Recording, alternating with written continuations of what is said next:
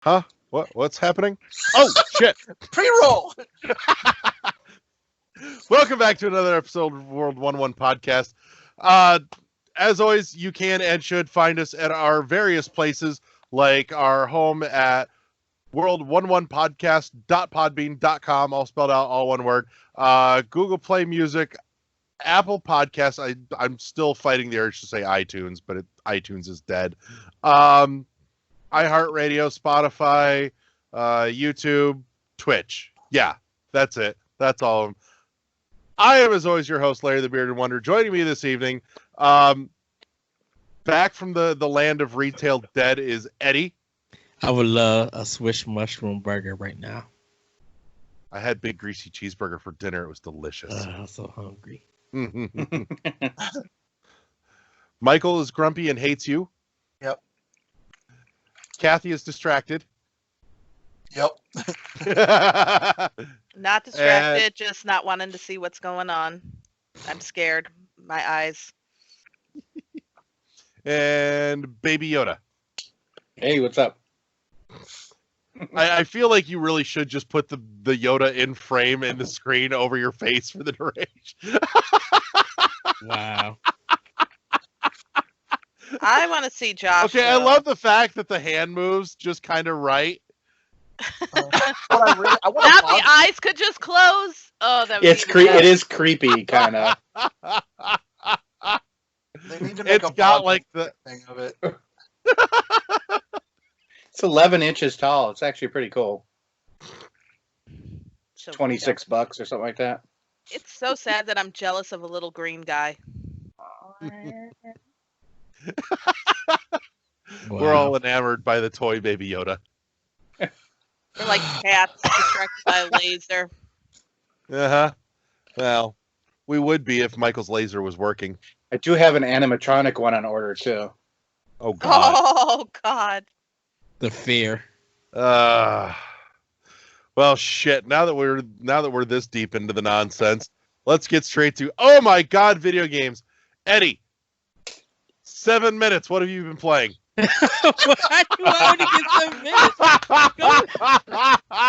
That's why I said we should have had Eddie record that earlier. Wow. Okay. Give us the highlights. So Xbox, I picked up SnowRunner. It's a game where it's an open world, kind of, yeah, and part of it, where you have to kind of pick up big rigs and like move them around. It has like real time driving. Only played it for a little bit. My one of my friends was recommending it because I seen the trailer and I'm like, oh, that looks cool. You know, trying to diversify my library. So I played that just a little bit. Played a little bit more Control on Xbox. Picked up Final Fantasy 12 Zodiac Age, so I'm playing that.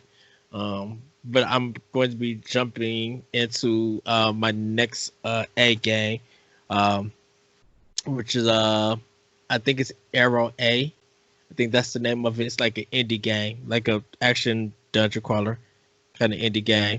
What is it on? It's on Xbox. Is it? Yeah.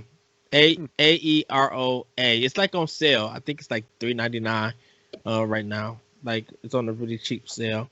Okay. What else did I play on Xbox? I said I beat Agents of Mayhem, so I finished that, which was kind of cool. I would love to see a part 2 to that. You know, I have fun with it. What else did I play on? I know I did Halo Reach. I played a little bit of, and that's pretty much all for Xbox that I played. For PlayStation, I played Shadow of the Tomb Raider. I'm really enjoying that. Like replaying it, replaying that game. Just like, man, I may need to go back and redo it on Xbox, so I can finish collecting everything. But I'm having a lot of fun with that, and it looks really good with the HDR compared to like a 1080 TV. I'm like, ooh, I mean, it looked good before, but it's just like it's really detailed. I'm like, wow. Playing Grand Theft Auto 3 on PS4, and man, it looks terrible with that little effect in it. when you take it off, it looks like they fixed the game and it looks better, like really detailed. But man, the controls are garbage. I was just like, okay, this is the X button, the drive. Okay, where's the camera at so I could, like line up my shots? Okay, oh, I can't do that. The camera's stuck to your character, so it's really hard to figure out who's shooting you and killing you. And so the car mechanics are bad. I'm like, hey, you guys gave this game of the year when it came out. Yikes, this game is terrible. Well, just remember, how long ago was that, Eddie? That was maybe 2002 to 2001. Yeah, 20 years. But you know what we had back then? We had Legend of Zelda, Ocarina of Time that did open world games better with camera. No. I'll tell you what we had back then. We had one thing.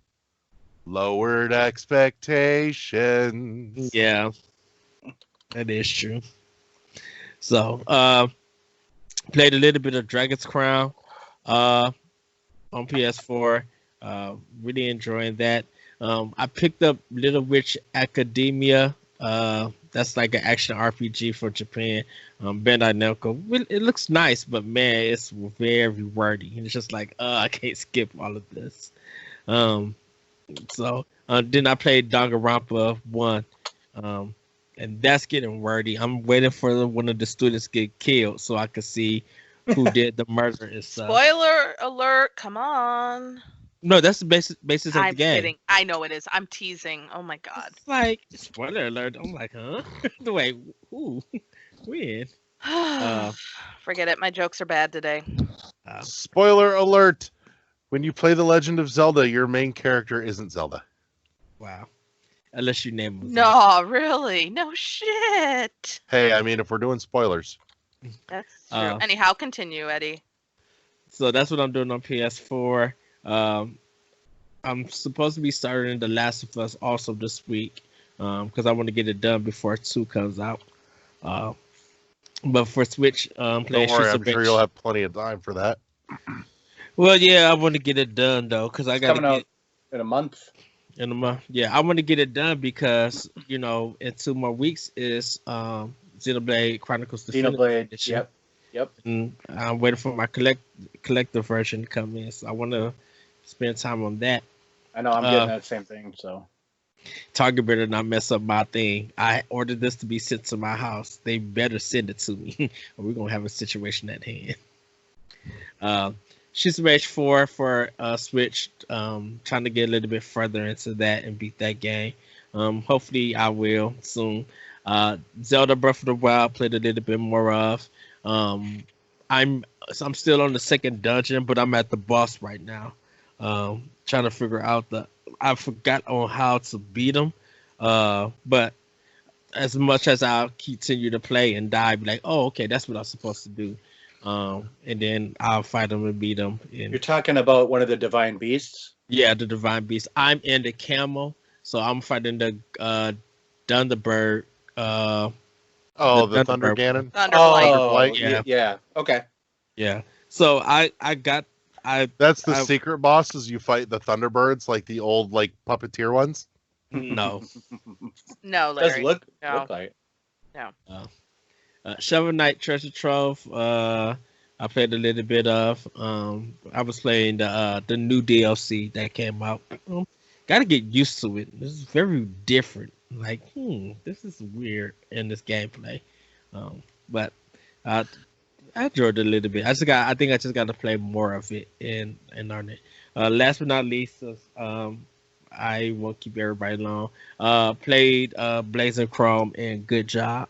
Blazing Chrome is super fun. I just need to really get through the rest of the game, like beat the levels and beat that game. And then good job is pretty much wackiness for moving stuff and crashing everything and just destroying property and being fine with it. So, but that's pretty much all I've been playing. So that's probably why you gotta be a hoodlum and just sit around and destroy property like that. That's the job of the game.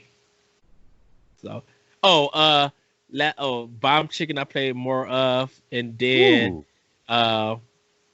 I played a game called Later Daters, where you try to date people in a senior citizen home. Nice. I am So- fully on board with this. So That is awesome. What is this on? Why This have I is on not Switch. seen this? this is on Switch. They got two Oh, more. I am looking this up right now. They got- Later daters. Oh, There's Yeah, gonna they be got- DLC where you dodge COVID. There's two more episodes that need to come down. Come because it's only like 3 episodes at the moment. But you could choose your character. You could choose if you want to be single. If you want to be married to, if you want to be same sex or hetero. That's cool. You could have those choices, and going in, you can make your decisions of who you want to be with and stuff. And I don't know if you could do poly in it just yet, Probably not. but it's kind of cool and everything. So This is happening right now. Especially considering in the description, the name of the retirement home is Ye Old Retirement Home. yeah.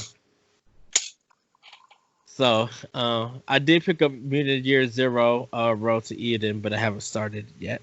So that's pretty much all I've been playing at this time. I really having an urge to jump back into Resident Evil 5 and play it on easy by myself. I already beat it, but I'm just like, man, I'm gonna play a Resident Evil game, just run through it. Oh, which reminds me, I'm sorry, Mega Man X5 I played on Xbox also. Oh, okay. How do you like that? I beat it before on PlayStation. It's pretty fun. I like that one. Out of the X series, I think I like that one better. I think that's number one. And then I have that too. I haven't played it yet, so yeah, I think then 1 and 2 falls under that one. But yeah, that's all I've been playing. And Kathy, what have you been playing? Not much. With work last week, it was not much time to play. Just more Skyrim. Trying to get those vampires, and went through the Soul Cairn and got that out of the way. And now, next, trying to just next is the going and finding the Oriel's bow. So then I'll finally be close to being done. Yes. Yes. But yeah, that's it. Not much else. Oh, Animal Crossing, and just keeping up with my home loan to Tom Nook. I got to get it back. Cause I'm still his little bitch right now. I got to get back into All that. right, I'm gonna ask, are you time traveling? No, I'm actually no time travel. Everyone keeps telling me you need to time travel. I'm like, you don't have to. And I'm playing the game very straightforward and taking it day by day. I don't. I mean, again, I don't play it enough, or I don't feel like I need to do the time traveling. I'm willing to wait. Okay. And Michael, what have you been playing? Tell me about video games. Ori 2. Yay! I'm done. Eddie. That game sucks like a mother trucker.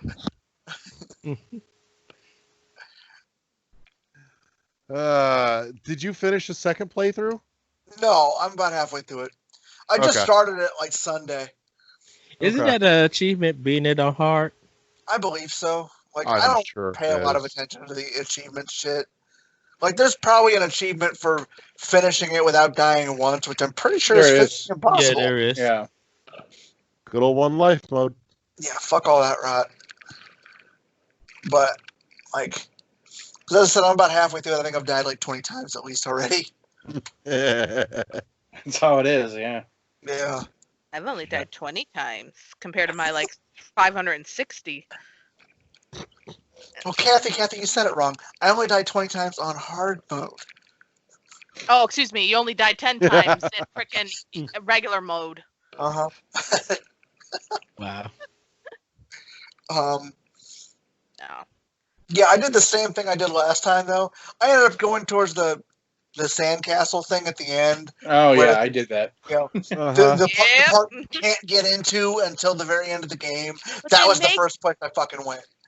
But it's so easy to get to that part, and that's the It is. problem. Yeah. Like, it made sense to go that way. Yeah. None of the other places make sense. I'm like, where Right. the hell am I supposed to go? I'm avoiding the underground part because I fucking hate that part. I hated the encroaching darkness thing. Oh yeah, Okay. that's where I'm at right now. Because I it's found that concept. next. It's the concept. I don't know where to go, and it's literally trial and error. You know, because it's almost like it's a game. You know. Yeah, shut your whore mouth, Shannon. Wow. But yeah, like as I said, I'm like you guys bitching about it was literally what caused me to. I'm not bitching about it. I'm just stating a fact that it is not a good game for me. For me. I know, but like you guys, like watching Larry fist fight it on the Twitch channel, and hearing you basically swear off the game forever. Like I was like, I really want to chat. Like, did I just miss something or what? And because as I said, it's literally one of my favorite games that I've ever played, and I don't get it. It's not you. It's not you. And there is a lot. I know what it is for me, but I won't go into it now. That's a discussion for another day. All right. Toxic fan base, maybe. Wow. No. Larry and I have discussed this on my stream with the first story. So he and I. Did you ever finish the first one? Yes, I did. I finished the first one. Yes. I was there. Yes. Larry was there. He remembers my bitch session, and it. As I was trying to fight that fucking last. The Mount Horror escape? Yeah. Just all the escapes. All the fucking escapes. Yeah. Anyhow, sorry. I didn't mean to interrupt you, Michael. I'm sorry. Oh, you're fine. I'm done. I'm playing through Ori again. Love it. Okay. Well, while Michael's trying to figure out how not to be a robot, I've actually been playing some more Ori. I'm pretty sure I'm close to the end. I got all the way through the worm escape. I was actually a little disappointed there wasn't a boss fight after the worm escape. Like, I did the worm escape, and I'm like, where's my boss fight? I feel like there should be a boss fight here. Where's my boss fight? So I agree with that, actually. I was also very kind of weirded out by you never get revisited by Howl, the wolf. You're still like full robot, and you're frozen. Take a picture. Yeah, I'm smiling. I know. Where's my screenshot? Can I get it in time? Wow. There it is. That's the button. Got it.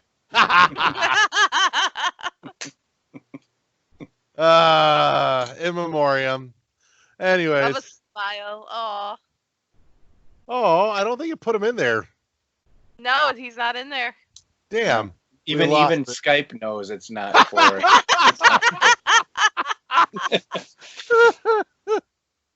Oh, shame. But yeah, so I honestly I've managed to dodge most of the spoilers online this whole time, but one of the things I keep I kept seeing was a bunch of people in the Ori Facebook group griping and bitching about the sandworm escape. I honestly didn't think it was that bad. I mean, I had to. It took me several attempts to get it right, but I got it. And I didn't feel like it was that bad when I did it.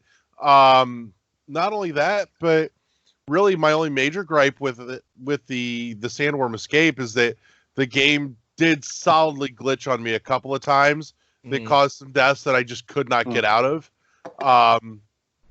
Which I don't remember. I think Kathy, you might have been in there at that point. So yeah. So that and we're like a month and a half out from release, and when I was playing, it still fucking crashed on me twice. Yeah, it did crash on me one Sunday. I'm like, the fuck is this bullshit? It also was weird that, like, because for the most part, for most of the game as I'm playing, I didn't have any stuttering issues whatsoever. And then, like, by the time I was done playing, like suddenly it starts stuttering a lot. Mm-hmm. Every time I changed direction, it would just kind of stutter or freeze for a moment. So it's like, yeah, it's time for me to put it down for a while. Yeah. So yeah, there's definitely still some technical issues that need sorted out. What else did I play? I was playing a little bit of Penkapu. I just started it. I have no idea what the hell the story is. I don't care, but it's really pretty. It's bright and vibrant and colorful, and it plays very smooth and very nice. Like we were saying before we started, art-wise, it feels very reminiscent of Rayman, which makes me very happy. And actually, I suppose, Eddie, if anything, I would say like PlayStation 1 Rayman. It's got like that real simplistic like coloring book look. Okay. So, but even then, I still don't feel like the two have drastically different art styles. So, deal with it. I have no idea if the music's any good. I was playing with the sound off because I was doing other things. Played a little bit of Typo Man. Typo Man's kind of cool. It's clever. It will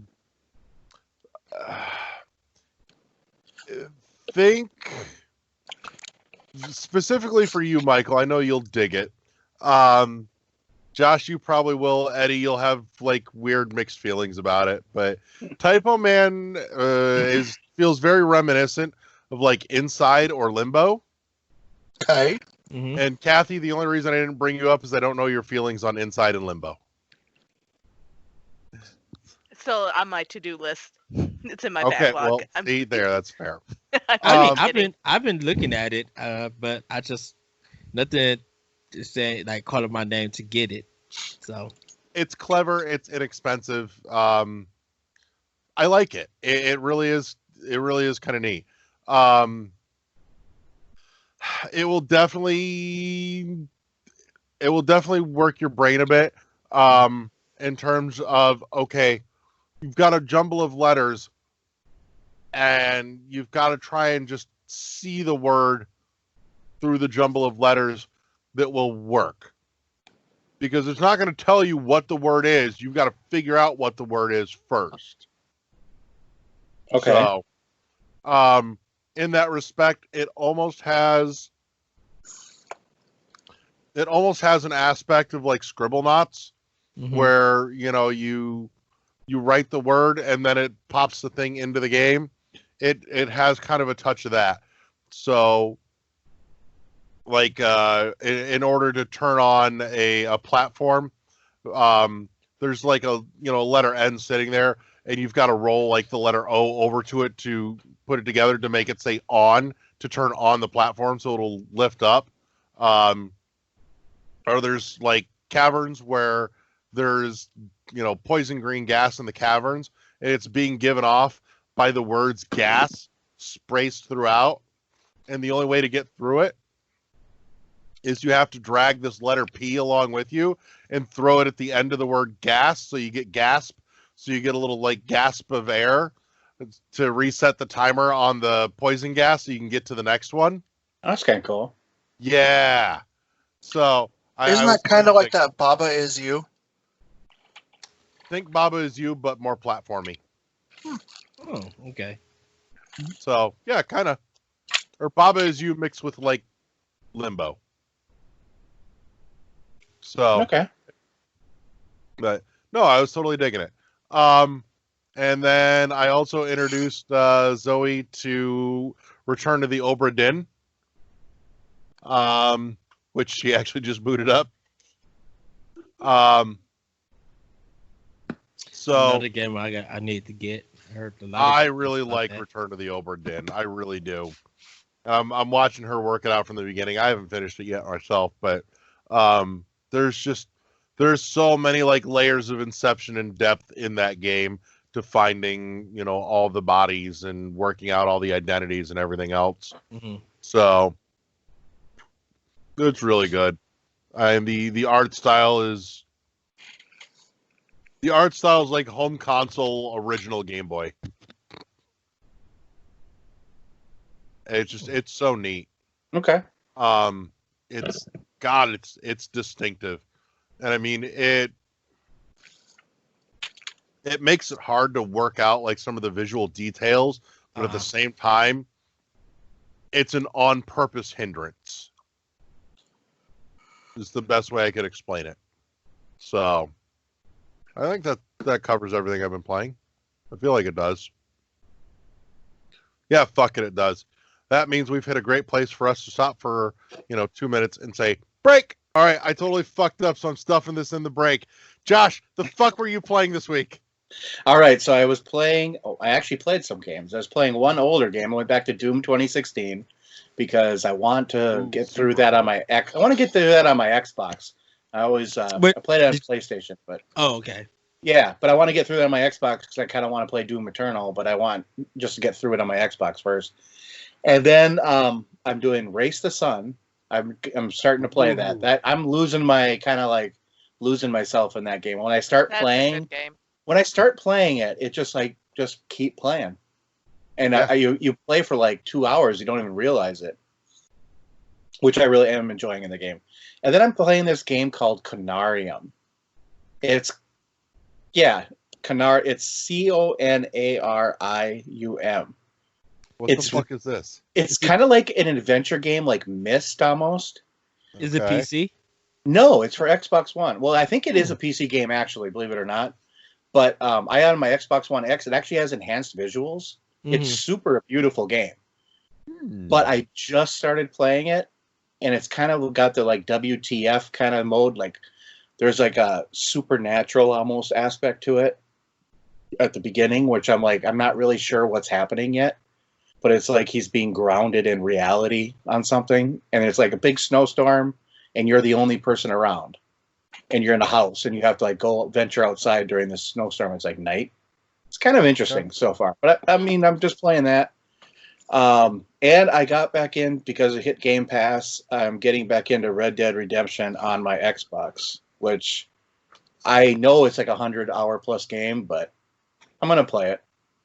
And I'm still chugging away with Ori too, Ori and the Will of the Wisps. I don't know what that game just doesn't hook me for very long. Like I'll play it for a little bit, and I'll play it for like an hour or two, and I'm just done with it for a while. I don't know. It's not really catching me. You know what I think part of it is you're talking there, and I'm sitting there digesting on what we were talking about earlier with that, is that the first one hooked me. Like I could play for hours in the first one and not feel like it's been hours. I feel like the frustration points, the stick points, are way closer together in Will of the Wisps than it was in Blind Forest. Yeah, I think that's fair too. I think it's a fair assessment. The thing with Will of the Wisps is there's so much to do. Mm-hmm. It's really truly like an open world game, kind of open world Metroidvania, where you can do a lot of things out of order and you can do a lot of different things. I just don't know if it's too much. Like some of this stuff would have been almost like relegated DLC would have been fine for me. Mm-hmm. Yeah. But because I did the same thing that you guys did. Like I went to that sandcastle, even though I was listening to you guys talk about it, and I'm like, oh well, I'm not going to do that, and I totally did it. It's because it was the easiest place to get to. I was like, I'll just jump up here, jump up here, jump up there, and it took me a little while. And also the soul shard, all the abilities and stuff. Kind of, I don't know if it's just too much. I like sometimes the simplicity, like when they focus you down to like a few really good abilities, and then you have to like make your mind between those instead of all of this I can choose from. Yeah, I miss the skill tree. Yeah, I kind of do too. I miss the skill tree, but I think the game is a beautiful game, and it does have some technical issues. I'm starting to run in some of those, and I have an Xbox One X, so I'm still running into them. And game has crashed for me a couple of times. I haven't I think I only had a freeze on me once, but I have the sound issues in my headset. Really? I'm not playing with a headset, so like the sound gets all wobbly when I'm hearing it through my headset. I'm like, what the heck? Like, weird. It's very weird. It'll be like, oh, it's happy go lucky, then it turns into Silent Hill for some unknown reason. I'm like, Yeah, so I mean, I had it actually crash out to dashboard once. Yep. So I was like, wow, what the hell, you know? And I started it back up and it was fine. So I don't know. I don't know what the deal is. I don't know either. It's frustrating for a console game to crash.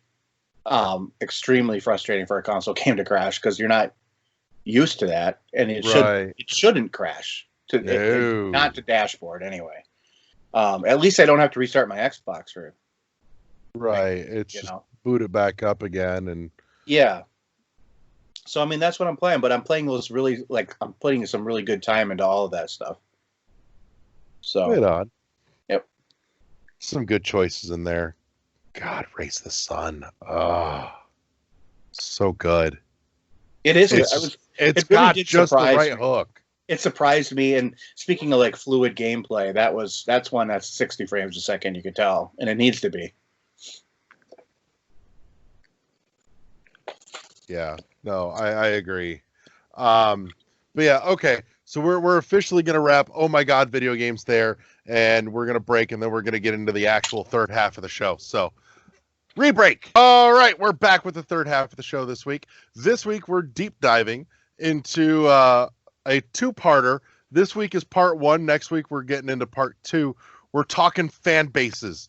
And I think we're gonna uncap this here because there's a few directions we can go with this.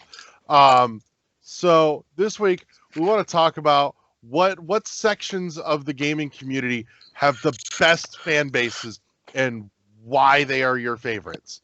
So I'm going to toss over to Kathy first. I'm going to defer first because I always go first, and I don't want to go first this time. I want to hear what the other guys have to say first before I give my opinion. Fuck it. We'll toss it to Josh.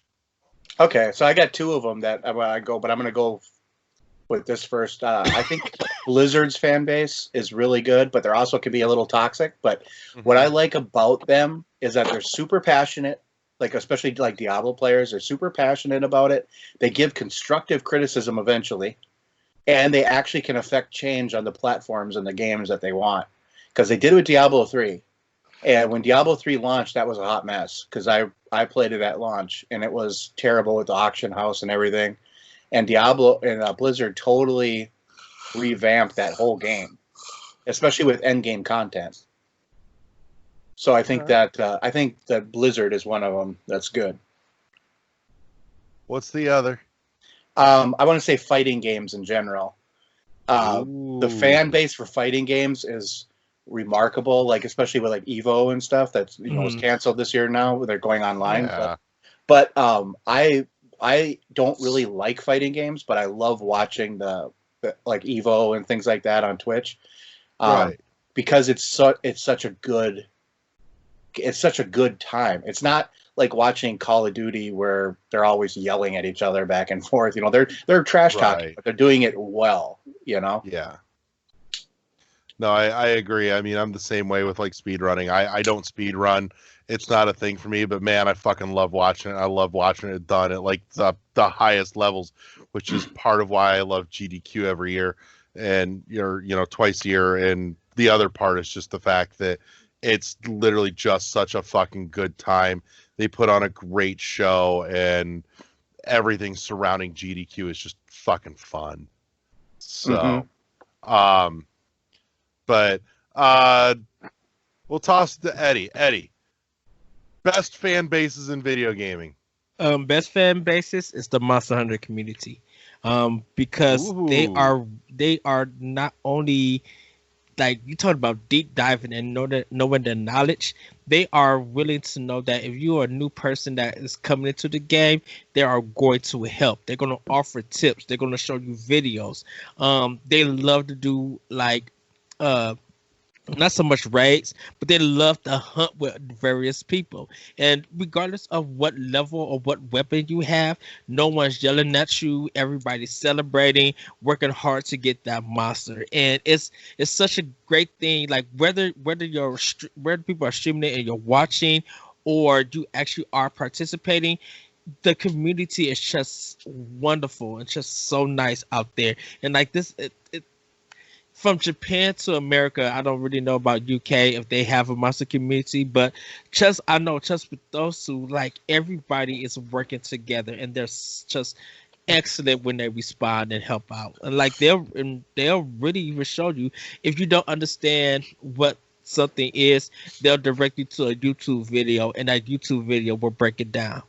And it's just so cool to have that community there. I'd just like to point out, I'm pretty sure, I am reasonably certain, I'd have to double check it, but I don't think the Monster Hunter community would have existed without the preemptive existence of the PSO community.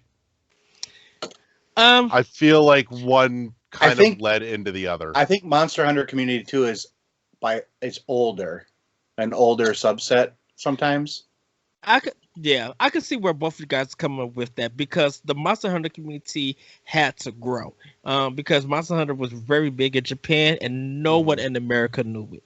Even when it was coming to PS2 and we with Try it was a Try. Yeah, Try G or something like that. Yeah, and then even Monster Hunter Try, and then Ultimate 3 coming out. Like it took Monster Hunter on the 3DS and like that special Monster Hunter series for people to be like, oh, this is a cool thing.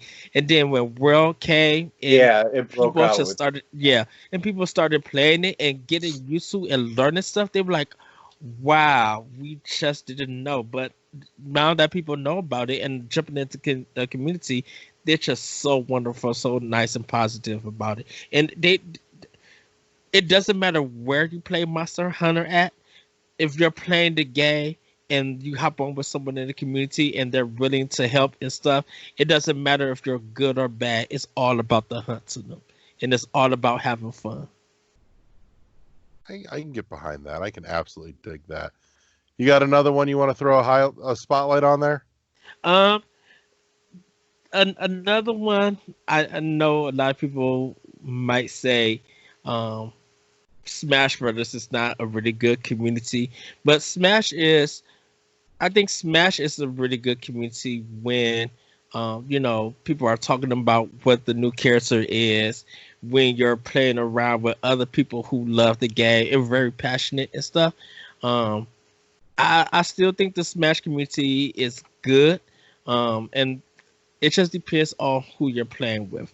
I know you mentioned fighting games, Josh, but there are some people who take fighting games very seriously. And and if you are on their team and you lose, they have an attitude about it. Like they have some kind of upset because they're so passionate. And I know Smash players are passionate, but it's just like when you get around with various people and you guys are doing an 8-player Smash and you just think about the fun that the game is, it's not always about winning and stuff.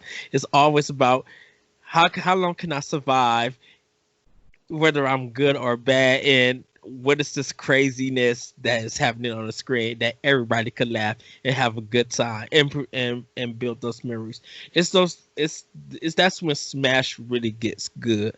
And there are some people in the community and just some players who are really like that, who really care about, come on, let's play Smash and just have fun.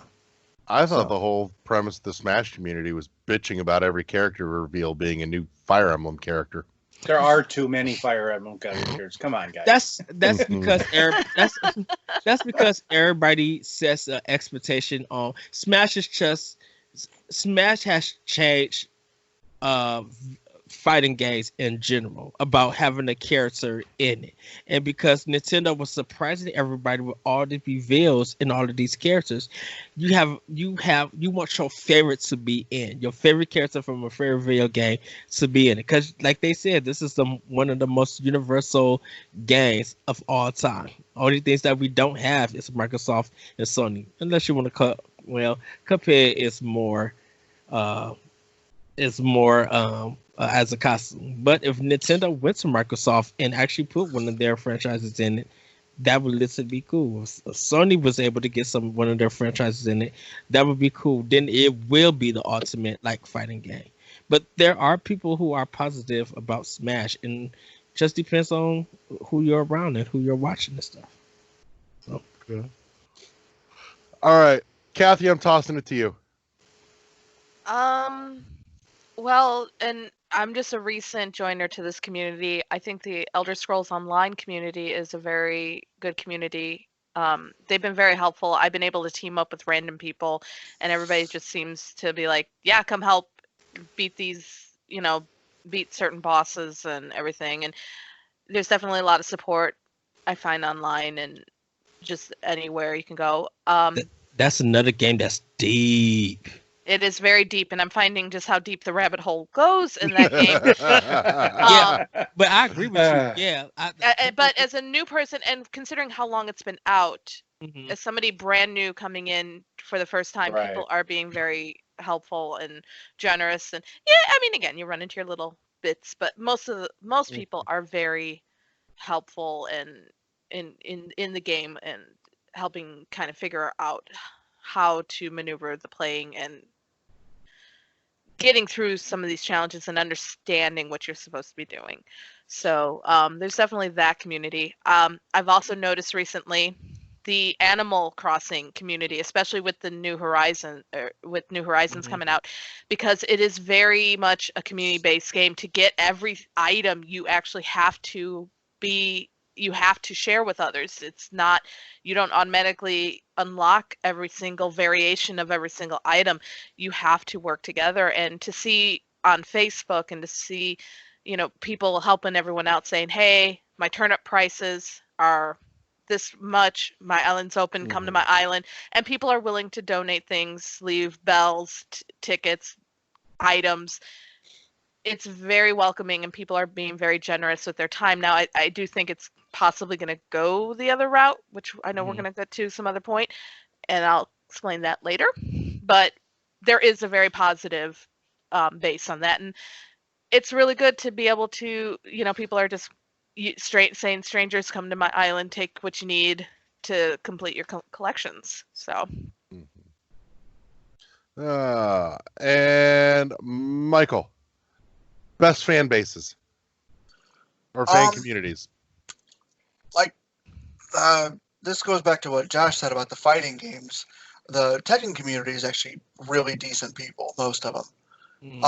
Like everything, you find a few dicks, and then I've also found that that fucking mobile game, that Hero Wars, the community for that, they're actually extremely helpful people. Like, I've gotten stuck in a few things, wasn't really sure how to do certain things, and they're very forthcoming with advice, with help in any way they can offer it. Is this the game that you go back to playing all the time? I play it every fucking day, and I think about eating a bullet every time I open the damn game. But yeah, as I said, I've been playing it for about a year now, like pretty much daily. Yeah. I love it because it's like you love it, but you hate yourself for loving it. I do. I really do. Michael's got a little classic rock moment going on. I hate myself for loving you. That happened to me. We had a really good, the Fallout 76 community. All three of us are really good, having a good time.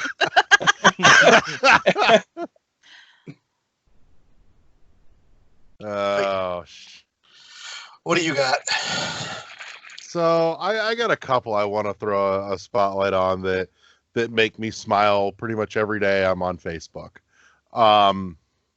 First off, as I briefly mentioned earlier, the Ori fan community is phenomenal. It's so good. The artwork that gets shared, the love that gets shared. I've been catching people doing posting up YouTube videos of like their various covers that they do of music from Ori. Just all of it is so wonderful. Some of the homemade arts and crafts are pretty great. In a very similar vein, but in a very different way, or in a very different flavor, I think. The Blasphemous community is awesome. Oh, yeah, they are. Oh, my God. They're love. Just so excited. They're just so excited for people to experience the game. I know. That's the best kind of awesome. There's so much love for like the artwork. I've seen some amazing Blasphemous cosplay as the Penitent one. Yeah. Yeah. They've got some talent there. No kidding. I didn't know they had a community. Oh yeah, no, it's They got awesome. They got a pretty good official fan page on Yeah, it's an unofficial Facebook. page. Yeah, unofficial. Yeah, a page on Facebook. It's pretty good. That's cool. Where I found that Game Boy Advance Blasphemous box art that I would totally play the shit out of that. Not to mention, just straight up, that box art is fucking awesome. What, for Blasphemous? Yeah, the Game Boy Advance Blasphemous box art that I put in the group chat. When did you put that in there? Dope. A while ago. Oh, okay. A couple days ago, but it's fucking why dope. I didn't see it. You should check it out. It looks awesome. But yeah, somebody did like a homemade box art for Blasphemous on Game Boy Advance, and it looked amazing. Nice. Yeah, it's super good. I got two others that I'm gonna be brief. That's why I'm kind of keeping it down. I got bigger numbers here. So, the Oddworld community is really great. The Oddworld team has done a phenomenal job of nurturing and highlighting that community through its official page, which I think is fantastic. And then there's also, just kind of as an aside that goes hand in hand, the Oddworld Slig posting group is great too. They've done some phenomenal stuff in the Slig posting group, but the official like Oddworld page does a phenomenal job, like showcasing some of the best of the Oddworld community. Lots and lots of artwork, and like beyond just like pen and paper artwork, tons of like homemade models in like clay and all sorts of stuff of different characters, and the Mudokons and Abe and everything from the series is super, super cool. They do a wonderful job with that, and big ups to them for like officially supporting that community as well. I've got to give a shout out because it kind of just speaks to my heart. I got to give a shout out to the Earthbound community. Yes. That is a community that has spawned one of my favorite sites that my wallet hates, which is Fangamer. Because so for anybody that doesn't know the story of Fangamer, Fangamer.com was born out of Starmen.net. So yeah, and there's a community that had so much love and passion for this game, and daily, even more so than those of us Metroid fans wanting a fucking sequel to Fusion finally. Dread will never happen. Fuck you. But that have been living that hell since the Game Boy Advance with Mother 3, and every day, instead of going, this fucking bullshit, why don't we have Mother 3 North America, localized? What the fuck is this horse shit? There's like, we really love Earthbound, and we really wish this would come, but it's probably not gonna. But I still love you, even if you won't love me back. Well, let's see what that announcement's supposed to be. They're hitting that. Yeah, I don't count on anything you want. Hey, I'm just saying. That's the fucking truth, isn't it? Yeah. So yeah, that's, and it's not a community that's particularly vocal these days, but it still exists, and it's just kind of a quiet, under the surface thing. It feels like to me that I imagine, as much as I don't follow it very closely because it's not my thing, but I imagine that community is still very vibrant with love and fan art and music and fan fiction and stories and all the things that just make it wonderful. I have a hard time imagining it being anything but, honestly. But the fact that community had so much love that it spawned something as awesome as Fangamer, which then subsequently got us our beautiful box sets for Undertale and Hollow Knight and all the cool things that go with it. Fuck yeah, Earthbound community. So it's very weird because you wouldn't think of fan communities back in the day till you think of them now. Because like fan communities were just like, if you love a game, in very the community for that game is really small. Now it feels like any game could come out and have a mass community, from indie to first to triple. I think a part of it is accessibility. Like back in the day, if you wanted to be a part of a fan community, you'd first of all have to find a group of people, or you'd have to like go on like a bulletin board service, dial up modem, and start IRC chatting and stuff. I mean, like it was really geeky to even get hooked up with other people with the same fan as you know. Yeah. Last one I'm going to throw a spotlight on here, and this is kind of a little off the beaten path for us, but Michael and I have talked about this a couple times.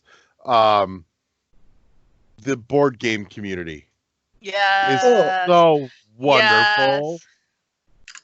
Like no particular, just board games in general. That whole community is so fantastic. And that's what's sad about all this coronavirus, because they had to cancel the big board gaming convention down here in St. Louis that they have every year. Yeah, they did ours too. They canceled the one in Orlando. But I like to go to sometimes. Yeah, I'm sure Gen Con is right out. Yeah. Yeah, a lot of conventions going to be gone. I'll be out. God. But a lot of people are doing the Zoom board game, so at least there is a way still to play. I mean, you can still play, yeah, definitely. You just can't have these big conferences anymore, No. at least right now. But yeah, I love all the things. One in particular, I will throw a highlight to, is the Board Game Revolution community on group on Facebook. They're awesome. I love seeing the posts and stuff that they put in there. One of my favorite that was ongoing for a while, and you still see a couple of them crop up from time to time, when somebody gets a new board game in the mail that they're excited about, and they punch out all the pieces, and then they take pictures of like the cardboard frames for it all, and it's a fun ongoing game. It's called What Did I Just Punch? Yeah, that's cool. That's cool. I fucking love that shit. That was always the best part about the board game, getting the new one right? in and like, taking everything apart. Punch. I love that crap. That always makes me so happy to see, and people talking about it's like all the fun ways to try and hide how much you've spent on Kickstarter backings from your wife. Wow. Or from your husband. Yeah, that too. Speaking of hiding purchases, now that all this shit is starting to come in from Limited Run, I'm gonna have to get. Hey. Oh shit. Stuff I didn't even realize I bought they're sending me confirmations for. All right, which ones did you forget about? The Dark Devotion. Okay. I think it was, and they actually sent that it's coming soon. And which one did you get? Did you get the regular? The collector's edition. Did you? Yeah. I haven't got a fucking email on that. It just got an email saying that it's getting ready, I think. Or maybe that was a different one. But then I got Blasphemous, and of course, that's coming in Friday, supposedly. Yeah, it looks like I got my email for Blasphemous today, actually. The collector's edition? Yeah. Yep. So mine's coming soon? Yep, they're coming. So that means, Josh, you're sending Kathy one. Michael, I'll have one for you. And it's a perfect time to pimp the fact that we've still got that awesome giveaway going, where we're going to be giving away a copy of the collector's edition for Blasphemous on Switch from Limited Run Games when we hit 200 followers on our Twitch channel. So if you haven't already, you should go follow us on Twitch. Yeah. So you can watch me fucking struggle bus with Ori and the Will of the Wisps. Wow. I'd rather watch somebody else than me go through it. That's for sure. Which I can tell you, I've got the next, I've got kind of the slate of stuff for the Twitch channel coming up, kind of booked out. So we're coming up on the end of Will of the Wisps. After that, I'm feeling a quick palate cleanser of Gris, because I could probably knock that out in 2 to 3 sittings. You should be able to knock that out in one sitting. Gris is not long. No, it's not long, but I mean, I do play have that a one. point where I hit a mark where I need to step away for a hot minute. And now that the couch stream setup is complete, or at least functional, yeah, it's undecorated, but it's functional. So, I think we're gonna do a blitz through Metroid Prime 3 Corruption finally, so we can finish off the Prime trilogy. About time. I know. And from there, we're gonna start working our way backwards through some of the open stuff. Hellblade's gonna be the next one to get knocked out and finished. Then work our way back through back and finish off the Messenger, and then I'll kind of look at what's left from there to pick off. So, but yeah, so there is a kind of a docket schedule for what's coming on the Twitch channel as well. But yeah, free games. Follow us on Twitch. Big box collector's editions. Woohoo! Yay! So, other than that, that's I feel like that's maybe a good place to call it for tonight. So, part 2 of this conversation is happening next week. Right here on World 101 Podcast, we're going to be talking about the worst fucking fan base communities across the video game world. Me. Michael, you should. I would say, Michael, you should feel right at home with this conversation. It's your opportunity to bitch. So, but with that said, thank you to everybody for coming and hanging out this week. Thank you to all my friends for coming and playing with us. Other than that, say goodnight, everybody. Night, everybody. Bye. And we'll see you next time on World 101 Podcast. Bye, everybody. Good night, everybody. Peace.